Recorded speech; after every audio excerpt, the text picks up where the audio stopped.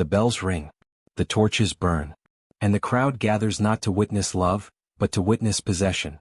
Imagine being only 12 years old, trembling in a heavy gown you can barely walk in, while a man in his 40s, or 50s, clasps your hand. You are not a bride. You are currency transferred from one man's ownership to another's. Tonight is your wedding night, but in truth, it is your public execution of innocence. Because in the Middle Ages, marriage was never private. It was never sacred. It was a stage, a performance, where a woman's body was transformed into property before the eyes of family, priests, and sometimes even entire villages. The so-called bedding ceremony was a sanctioned violation. And for centuries it was not just tolerated, it was celebrated. This is the side of medieval history they never show you. Behind the fairy tales of knights and castles, behind the songs of chivalry, was a machine of domination. Marriage contracts that read like livestock bills. Priests blessing the marriage bed before it became a crime scene. Fathers selling their daughters like cattle at market, because the younger the bride, the higher her price. This isn't myth. This isn't exaggeration. The records exist. Court cases, church decrees, medical manuals, diaries of priests who admitted they could not sleep after what they were forced to sanctify. The truth was hidden, suppressed, buried under centuries of silence, because it exposes the dark reality of European civilization. Marriage itself was once a ritual of violence. Before we go deeper, I want to know, where are you watching this from? Write your country in the comments below. Because history like this cannot remain silent anymore. Every voice here bears witness. If you dare to keep descending into this forbidden past, like this video and subscribe now. Not as a formality but as your oath, a silent pledge that you are ready to see what most people will never face. Tonight, you and I step into the chamber of medieval marriage. Once inside, there is no way back. Close the doors. Light the torches. The bedding ceremony is about to begin. Every medieval wedding began long before the altar. It began in negotiations, in back rooms thick with candle smoke where fathers and lords spoke not of affection but of property. A daughter was never a child in their eyes, she was capital.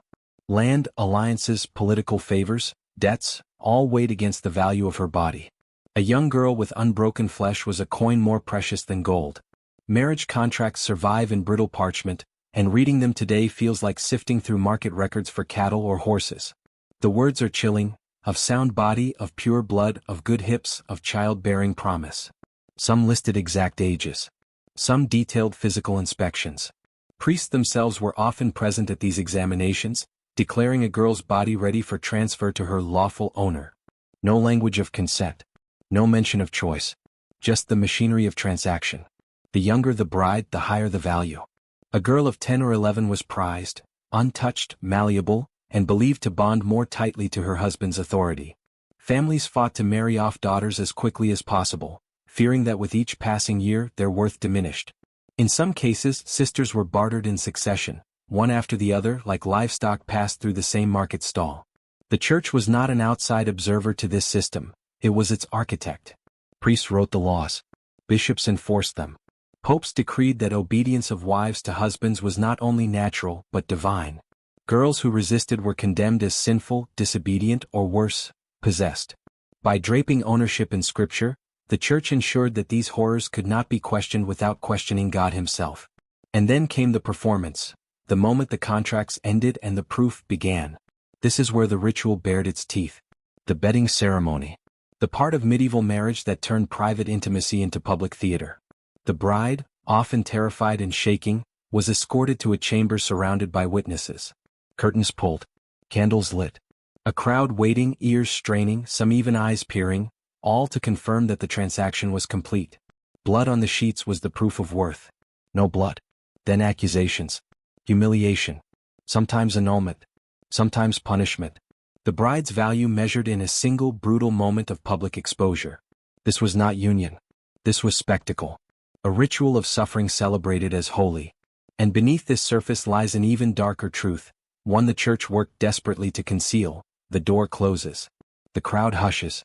And in the flicker of torchlight, the true purpose of the medieval wedding reveals itself. The bedding chamber was no sanctuary of love, it was a stage. The husband stood as performer, the bride as object, and the witnesses as audience. What happened in that room was not private intimacy, but ritualized proof of power, a demonstration that the transaction was complete. Accounts from the time are disturbingly consistent. In noble houses, entire courts would escort the couple to their bed. Priests would bless the sheets, sprinkling holy water over what would become a scene of blood and cries. In some regions, guests crowded around the bed itself, jeering, laughing, drinking, while the husband was expected to prove his manhood before them. Sometimes they waited for sounds. Sometimes they demanded visible evidence. For the bride, this was terror incarnate.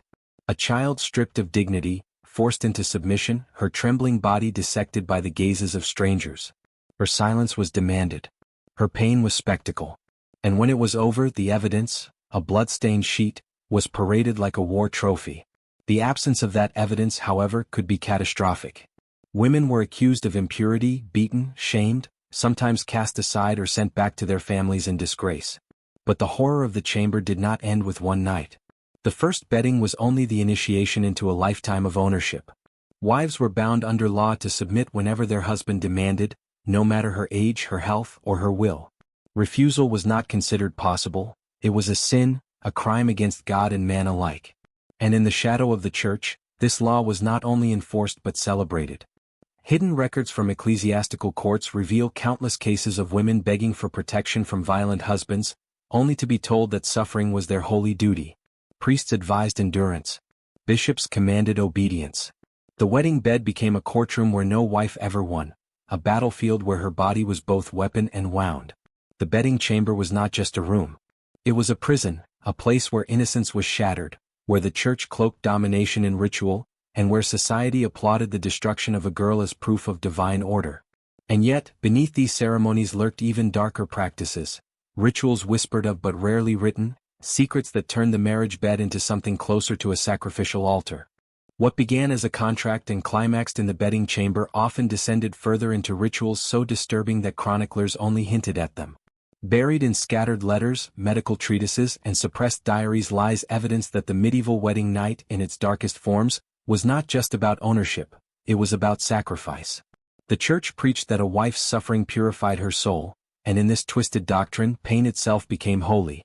Priests whispered blessings over young brides as though they were lambs to be offered, their broken cries reframed as sacred proof of God's order. In some regions, nobles staged their consummations as pageantry, forcing servants, family members, even entire households to witness, as if the humiliation of one girl could consecrate the power of an entire dynasty.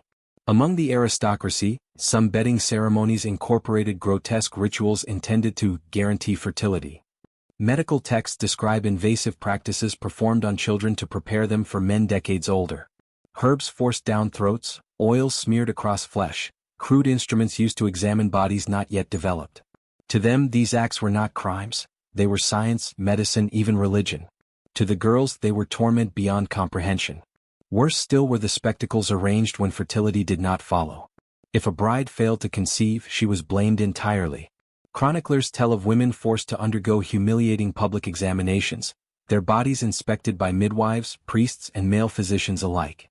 Some were paraded through towns, accused of witchcraft or cursed bloodlines, while their husbands bore no stain of failure. The shame was hers to carry, always hers. And within certain courts, whispers tell of even darker indulgences. Nobles who invited guests not only to witness but to participate, turning the wedding night into orgiastic ritual masked as celebration. Though rarely recorded openly, fragments of testimony survive. Hints of noble families whose power was so absolute that no law could reach them, no sin too great to hide behind divine sanction. The child, the bride, was never seen as human in these moments. She was symbol, property, vessel. Her body transformed into stage, altar, experiment, punishment. This was not marriage. It was spectacle woven into the very fabric of medieval society, legitimized by religion, and celebrated by those who benefited from her suffering. And yet, the darkest revelations of these wedding nights were not confined to chambers or courts.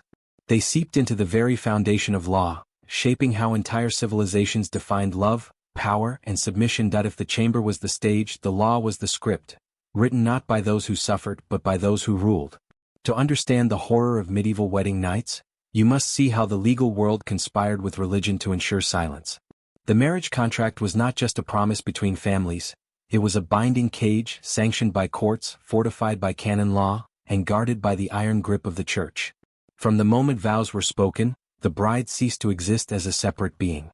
She had no property, no voice, no rights. Her body was not her own. The husband held absolute dominion, and any refusal was a crime. Legal scholars of the age wrote without hesitation, a wife could not be raped by her husband, because her body was his possession. This doctrine did not linger in shadows, it was carved into the foundation of European law for centuries. The courts reflected this brutality with chilling clarity. A woman who sought protection from abuse found only condemnation. If she complained of violence, priests reminded her that obedience was her holy duty. If she resisted her husband's demands, she was punished for disobedience. Even her silence was weaponized, twisted into proof of consent. No matter what she did, the law returned her to the same place: the marriage bed, the prison with no escape. And what of the children? The law stretched its grip even further, encouraging the marriage of girls so young they could barely comprehend the words spoken at the altar. Records from France, England, and the Holy Roman Empire reveal marriages between men in their 40s and girls as young as 7, their fates sealed before they could even read or speak fully. The law blessed it, the church celebrated it, and society turned its face away. In the rare cases where women resisted, their rebellion was crushed with merciless efficiency. Some were branded adulteresses and executed. Others were locked in convents, condemned to lifetimes of silence behind monastery walls. Few survived long enough to be remembered, and fewer still left words that reached our time. Their stories live only in fragments, in annulment petitions, in the margins of court records, in the whispered confessions of priests who themselves felt complicit in this machinery of suffering. The law did not merely tolerate the horrors of the wedding night. It created them, sustained them, enshrined them as sacred order. And by cloaking domination in scripture and statute, it ensured that no one could question it without questioning God himself. But beneath these laws and rituals, something even more sinister lay hidden: the psychological war waged to shape not only bodies but minds. Chains of iron can be broken. But the chains of the mind, those are harder to escape. The true cruelty of medieval marriage was not only in the body's violation, but in the careful, deliberate engineering of thought. The church and the courts did not simply bind women physically, they programmed them psychologically from cradle to grave, to accept their suffering as holy. From birth, girls were told their highest purpose was obedience. Sermons thundered that woman was the root of sin, the daughter of Eve, cursed to serve. Priests compared wives to livestock, urging husbands to train them as one would break a horse. Religious texts taught that endurance of marital pain was a sacred path to salvation, a chance to purge sin through suffering. Imagine hearing this not once but every week, every year for an entire life. This indoctrination reached its most devastating climax on the wedding night. Terrified girls were told that their fear was proof of weakness, their tears proof of impurity, their silence proof of consent. Every scream was reinterpreted as sanctity. Every drop of blood was framed as divine sacrifice. By the time the chamber doors closed, the bride was not only trapped by law, she was trapped by her own conscience, believing that resistance meant rebellion against God. The psychological chains did not end with brides. Men too were shaped into executioners of this system. Husbands were taught that dominance was duty, that their salvation depended on enforcing authority. Failure to control their wives was seen as weakness, even sin. Thus, cruelty was transformed into virtue, violence into piety, humiliation into proof of power. In this twisted inversion, the wedding night became not a crime, but a ritual of religious devotion. And the witnesses, the family, the neighbors, the priests, were not bystanders. They were participants in this mass conditioning. To see a child cry was not to see abuse. It was to see God's order fulfilled. They applauded, they celebrated, they carried the bloodied sheets like relics of sanctity. Collective madness disguised as morality, collective guilt disguised as tradition. This was the true genius of medieval marriage. Not only did it enslave the body, it colonized the mind. Women learned to silence themselves. Men learned to become enforcers. Society learned to worship suffering. And all of it was wrapped in scripture, sealed with ritual, passed down as civilization itself. But by now we are only halfway down this descent. The next step reveals something far more disturbing: the initiation ritual hidden at the core of medieval weddings, a practice so haunting that once you hear it, you cannot unhear it. The heart of the medieval wedding night was a ritual older than Christianity, older than the castles themselves. Beneath the polished sermons and holy vows, what truly mattered was blood. Blood on the sheets. Blood as proof. Blood as the sacrifice that sealed the contract between families and confirmed the bride's submission to her new master. It was not enough for the husband to claim possession. Society demanded evidence. The sheet, stained and paraded before witnesses, became a relic of legitimacy. In villages, it was displayed like a flag of victory. In noble courts, it was recorded in documents, preserved as proof that the family honor remained intact. The presence of blood meant purity. The absence of blood meant shame, sometimes annulment, sometimes punishment, sometimes death. This fixation on blood was no accident. It was a ritual, a performance that merged ancient fertility rites with Christian dogma. Blood meant power. Blood meant continuation of lineage.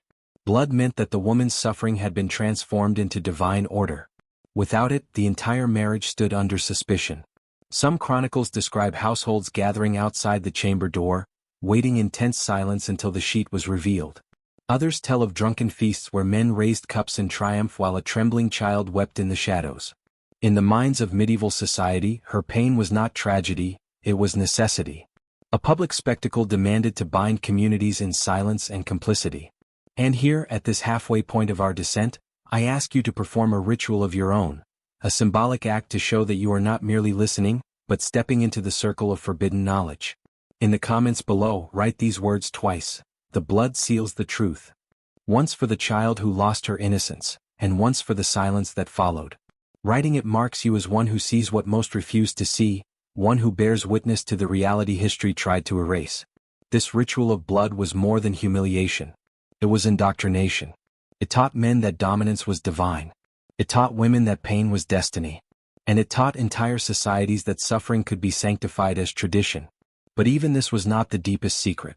Because behind the rituals of blood and public shame lurked an even more sinister truth, that some wedding nights were never meant to be about union at all, but about entertainment for the powerful. In the darkest corners of medieval Europe, the wedding night was not simply a ritual of blood, it was entertainment.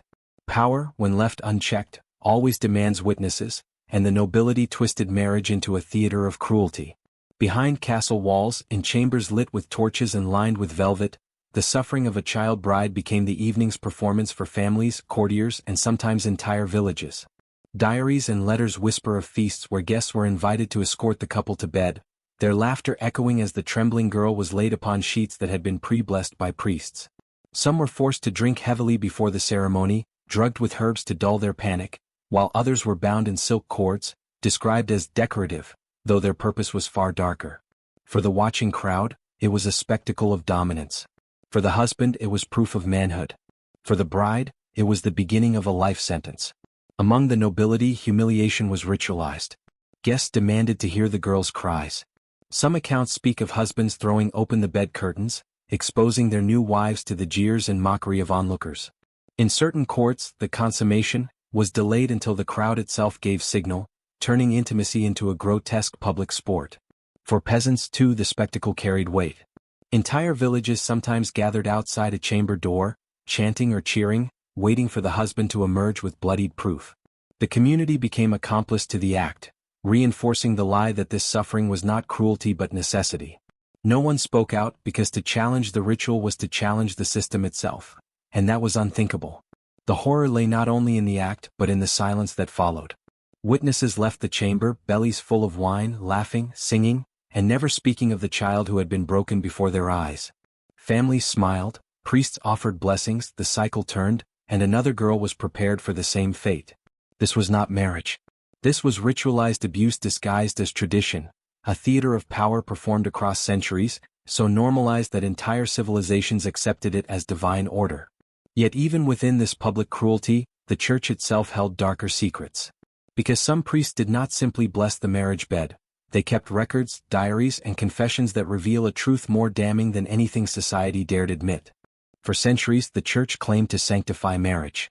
Priests stood at altars, sprinkled holy water, and spoke words of blessing over contracts that bound children to men decades older. But behind the facade of ritual, behind the incense and chants, some priests left secret records, diaries and confessions never meant to be read. And in those hidden writings, we glimpsed the truth they dared not speak aloud. One such account came from Father Thomas of Canterbury, a 14th-century cleric whose private journal was discovered during restoration work in the late 20th century. In it, he described the ceremonies he was forced to bless. Brides so young they had to be carried to the altar because they could not walk in the heavy gowns stitched for them.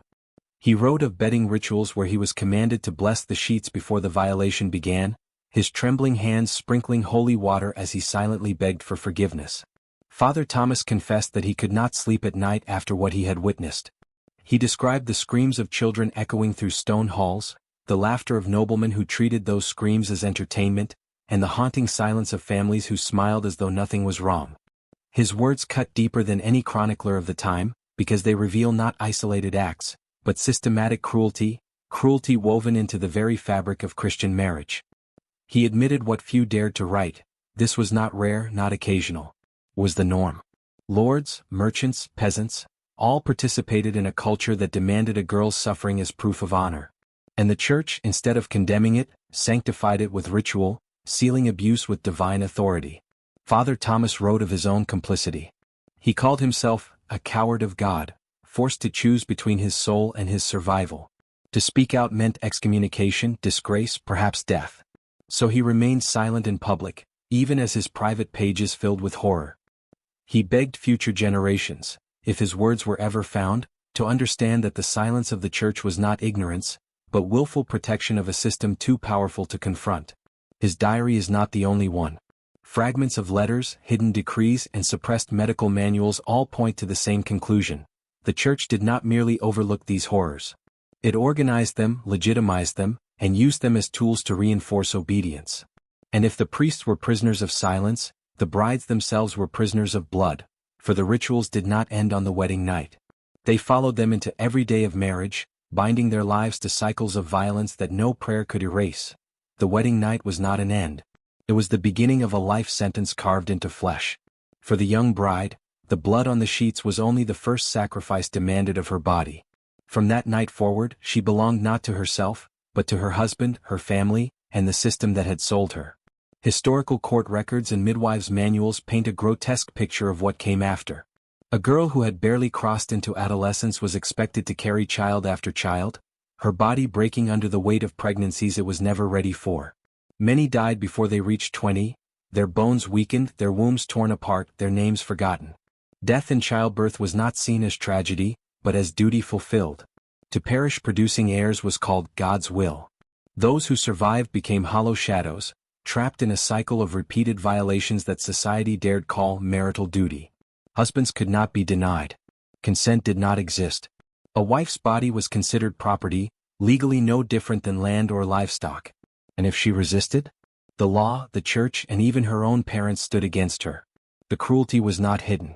Medical texts written by physicians of the time describe obstinate brides, who were beaten into submission. They wrote of broken bones, of girls forced into intercourse while still bleeding from childbirth, of midwives ordered to stitch torn flesh not for healing, but so the husband could once again take her as though new.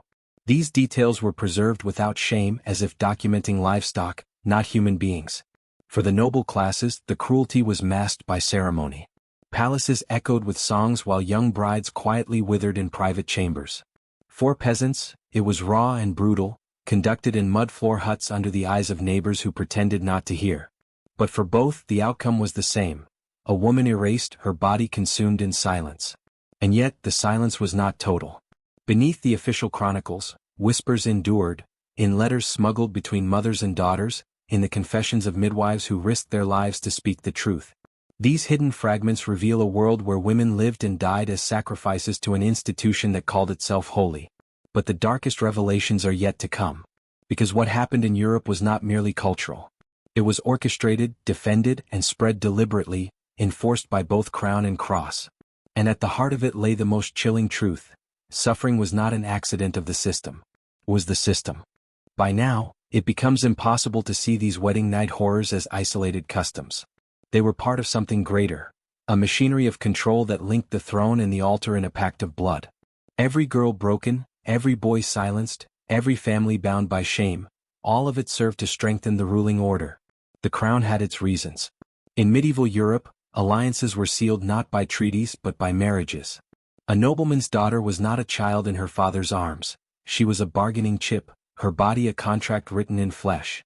The younger she was given, the more years of fertility promised to the groom. A child's suffering could mean decades of heirs and therefore decades of power. That was the cold arithmetic of royalty. The Church too had its reasons. It preached sanctity while inventing laws that erased the woman's voice. Canon law declared that once married, a wife could not refuse her husband. Refusal itself was a sin. Priests told women to submit as unto Christ, twisting faith into a weapon. And every wedding was taxed, every blessing monetized, every ritual feeding wealth into the hands of bishops in Rome. The suffering of brides was not just permitted, it was profitable. Together, crown and cross formed a silent pact. Control reproduction and you control the future. By turning marriage into a prison, they turned bloodlines into levers of power. No king rose without heirs, no dynasty survived without wives, no peasant family could resist the laws that bound their daughters into servitude. But beyond politics there was something darker. Secret chronicles suggest that both secular and religious elites found a strange satisfaction in the humiliation of these rituals. Records of courtly banquets describe laughter when brides fainted, bets placed on whether a girl would scream or remain silent. And bishops sat beside kings, watching, feasting, blessing the cruelty with holy words. The union of crown and cross meant there was no escape. A woman who ran was hunted down as a criminal. A family that resisted risked excommunication, spiritual death as devastating as physical ruin. Resistance was crushed, not with swords alone, but with sermons, curses, and eternal damnation. This was not merely marriage. It was enslavement disguised as holiness, oppression enforced through ritual, humiliation sanctified by law. And while some fragments of truth have survived, most were buried deliberately. Documents destroyed, testimonies silenced, archives sealed. Because if the people ever saw the system for what it truly was, not a sacred covenant but a machinery of suffering, the illusion of order would shatter. And yet a few voices did dare to speak. And for that they paid the ultimate price. Though the system seemed unbreakable, there were always cracks. A handful of women and men dared to speak against the horror of medieval marriage, and every one of them paid dearly. Their stories are faint traces, almost erased from history, because their very existence threatened the entire structure of crown and cross. A midwife in France, records say, began warning mothers not to surrender their daughters too young. She whispered that wedding night blood was not proof of honor, but evidence of brutality. For this, she was dragged before the Inquisition. They branded her a heretic, claiming she had trafficked with the devil. Her body was burned in public, not for sorcery but for daring to name cruelty as cruelty. In England, a monk who wrote sermons condemning the forced bedding of children mysteriously vanished. His manuscripts were seized, his name struck from the monastery rolls. Rumors whispered that his body was found floating in a river, bound with chains. But the church never spoke of him again. Even among nobility, rebellion was crushed. A young duchess, barely 16, refused to consummate her marriage to a man 3 times her age. Her defiance was labeled witchcraft. Within weeks she was accused of poisoning her husband, though no evidence was found. She was executed, her name blackened in chronicles, her story remembered only in hushed folktales passed down among village women. These voices, midwives, monks, young brides, were not isolated. They were sparks of resistance, hints that beneath the silence there was rage. But each time resistance rose, it was extinguished with brutality. Executions, burnings, excommunications, the system had perfected the art of silencing truth. And so what survived were only whispers. Fragments in forbidden manuscripts, lines scratched into the margins of religious texts, confessions smuggled in secret letters. They tell us that not everyone accepted the nightmare. That some saw through the holy disguise and understood the truth. These wedding night rituals were not sacred. They were crimes. Crimes committed in the name of power, enforced with holy words, and hidden beneath centuries of silence. But silence cannot last forever. The truth lingers, pressing against the surface, demanding to be heard. And now you've heard it. Yet one final dissent remains. The deepest secret, the one they never wanted you to know, is what lies behind it all. Not just cruelty, not just power, but a ritual darkness stretching back further than the Middle Ages, one that still casts its shadow today.